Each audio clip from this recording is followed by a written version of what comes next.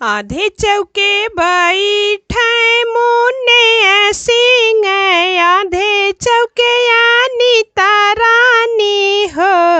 बहिनी बीचे चौके बैठे औसानी मैया खोइछा भरावेली हो।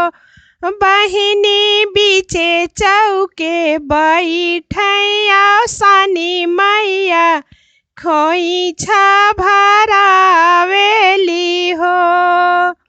आधे चौके बैठे आनंद सिंह, आधे चौके ज्योति रानी हो।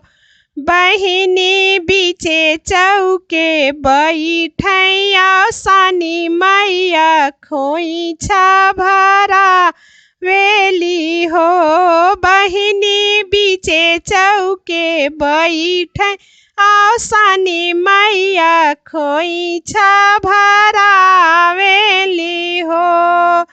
आधे चौके बैठे आदर्श सिंह, आधे चौके अंजना रानी हो।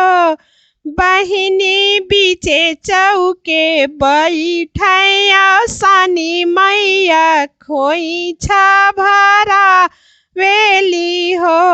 बहिनी बीचे चौके बैठे औसानी मैया खोइछा भरावेली हो।